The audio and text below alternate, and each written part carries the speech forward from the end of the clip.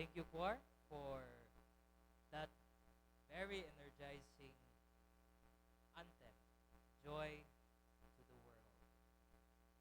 Good evening, sisters and brothers in Christ. God is good and all the time. Hallelujah. Excited na ba ang tanan for New Year? Murag gamay lagi. Excited na ba ang tanan? Ready na ba ang inyuhang pang-welcome sa 2026? Bawal ba ang pabuto, no? Bawal ba? Mga torotot, ready na ba inyong mga torotot?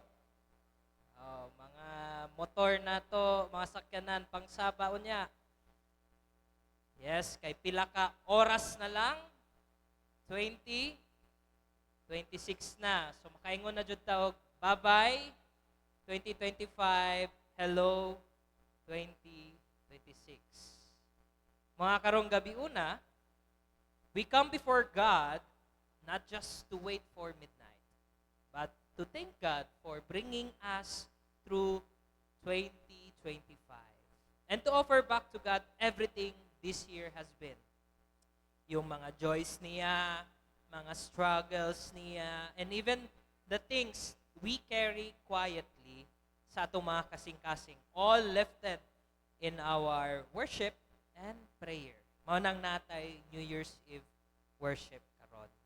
And it is just fitting that we end the year 2025 with a reflection that speaks honestly about life as it is.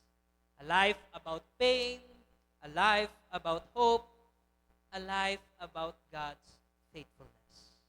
That is why tonight we turn to the words of Lamentations. Kabalo mo sa Lamentations. Nakabasa na mo ni ini. Asa man nato makita ang Book of Lamentations, Old Testament. To understand why these words matter so much sa atua, we need to understand where they came from. Kaya ang mga tao nga aniya sa period during the Book of Lamentations have so many mga butang na gusto nilang express. So atong tan-awon kung unsa bay naa diri sa Lamentation, why we use this passage for this evening. Una, sa mga wala pa masayod, ang libro sa Lamentations was written during one of the darkest moments sa Israel's history. Jerusalem was destroyed, homes were gone, and the people were grieving, confused, and afraid. This book does not hide the pain nga anaa jud sila ani nga panahon sa ilang kinabuhi. It gives voice to it pagani nga nagsuffer sila, nga luoy kayo sila, nga wala sila kabalo kung unsa pay naa, kung abtan pa ba sila og ugma. And yet, right in the middle of their suffering, we hear this confession. Unsay gingon? Gingon dito sa toa, the steadfast love of the Lord never ceases. His mercies never come to an end. They are new every morning. Great is your faithfulness, or thy faithfulness sa Old English. This word, mga kapatid, murag dili haom sa ilang gibati, and were not spoken when life was easy pa jud, no? Dito pa jud sa lisod na mga kahimtang sa ilang kinabuhi, dito nila could confess nga faithful man si God, no?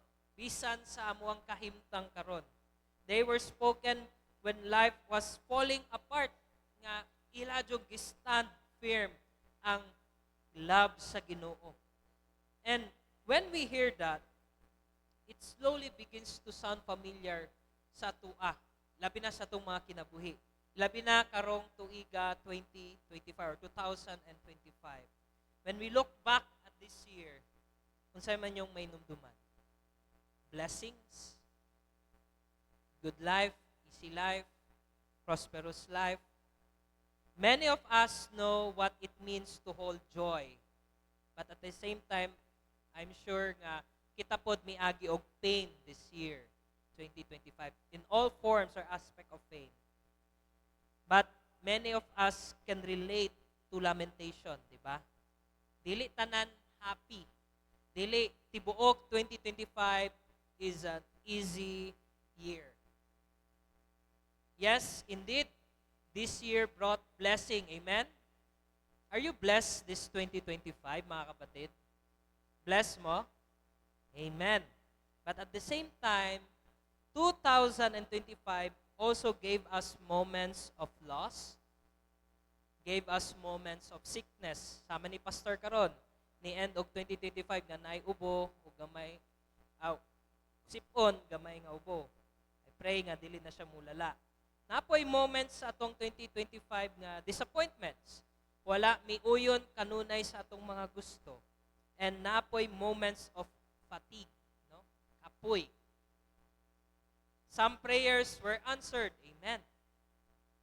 But some prayers are still waiting. Wala pa mi sugot ang Ginoong Jesus nga katong imong gipangayo nga prayers mao to nga hatag kanimo. Makayang answer nimo? No, because He has something more better than your prayers. Some of us grew stronger in faith. And some of us struggle to even show up. No? Show up sa miskan unsang show up sa tong life. Reunions ba na? Going to church ba na? Going with families and friends. And yet, like the people sa atong nadunggan in the Book of Lamentations, we are still here, standing tonight. We are still here, ending 2025 alive. And the question is, why? Ngano we are still standing here tonight? The answer is not because we were strong. Ngano aniyaman ta? Because God's mercy never stops. It never fails. His mercies are new every morning. Every morning sa 2025, God gave us another chance. Unsa na klaseng chance, mga igsuon? Chance to live. Chance to repent. Chance to begin again. Even on days we forgot God, makalimot ta sa Ginoo, nakakalimutan natin ang Panginoon, God did not forget us. Wala makalimot ang Ginoo kanato. Hindi nakalimot ang Diyos sa atin. And this leads us to the very heart of tonight's message sa lamentation. And in the New Year's Eve worship itself. The text does not say, great is our faithfulness. Ang giingon sa toa, great is God's faithfulness. Ang day dito, ang your dito, ang Ginoo. So ang pagkamatinud-anon sa atong Ginoo. Kato ang great dire. That matters, mga kapatid. Importante kayo na nato. Nganuman, ngano importante na makabalutan ni ini. Because some of us were not always faithful this year. And for us to be faithful, makasigurado ta na faithful ta, tan-awon nato ang pinaka-faithful sa kalibutan, mao to ang Dios. God is the standard of faithfulness. There were moments we drifted. There were moments we grew tired. There were moments we fell short. And yet, God remained faithful. Nagpabiling matinud-anon ang Diyos. Nanatiling tapat ang Panginoon. We were held not by our effort, but by God's faithfulness. Kaya, andito pa rin tayo hanggang sa katapusan ng 2025 and still praying hanggang sa pagbalik ng Panginoon. So now, sa pagtapos natin, or palapit na ang pagtatapos ng 2025, the question naturally moves forward. Nga sa pagtapak natin, pagpasok ng 2026, di talaga natin alam kung anong meron sa unahan. Anong meron nitong taon. But, ito lang yung alam natin. The same faithful God who carried us through 2025 will walk with us in the new year. And this truth gently invites a response from us. Ang tanong na lang ni Pastor kung anong klaseng response ba yung bibigay niyo. Mga kapatid, faithfulness received calls for faithfulness returned. Yung natanggap natin na pagkatapat ng Diyos or pagkamatinud-anon sa Ginoo, na kinahanglan pud og faithfulness return. Pakita nato, ibalik nato sa Dios. Mahimo pud unta tang matinud-anon sa Ginoo, tapat sa Dios. Now, if God has been faithful to us, how will we live faithfully for God in the year 2026? Paano natin siya mapapakita? Paano natin siya gagawin? Maybe this is the year to return faithfully sa family, faithfully sa worship, faithfully sa friends, faithfully talaga mismo sa way ng Panginoon. Maybe this is the year to offer our time, our talents, our treasures more fully sa pamilya man yan, sa simbahan man yan, sa kaibigan man yan, sa loved ones man yan, at most especially, dapat sa Panginoon. Not out of fear. Dahil natatakot tayo, baka may consequences kung hindi natin ibabalik sa Panginoon. Ito. Not out of pressure kasi sinasabihan ako ni Pastor, but as a response to grace.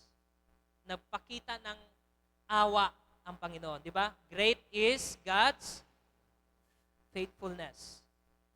His mercies never ends. So tonight, mga kapatid, is a good night to make things right with God. Pasalamatan natin siya. Simbahon nato siya. Daigo nato siya. And so, as 2025 ends,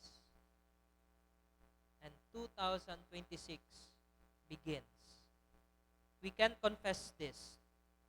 We were held by God's faithfulness. And we move forward not with fear. Huwag tayong matakot kung anong meron sa 2026. Dapat matuwa pa tayo at isurrender natin lahat sa Panginoon kasi His plans are more perfect than ours. No? Maghatag siya o hope ka na to. Mag-prosper siya sa sa atong kinabuhi in a life that is not just pleasing to God, but is more meaningful now. So kaya, dili angay nga kadlukan ang bagong tuig. Instead, we surrender all and we bring back to God all na iya man jud. So we move forward with trust, trusting that the God whose mercies are new every morning will remain faithful in the year to come. Great is God's faithfulness. In the name of the Father, and of the Son, and of the Holy Spirit. Happy New Year, everyone.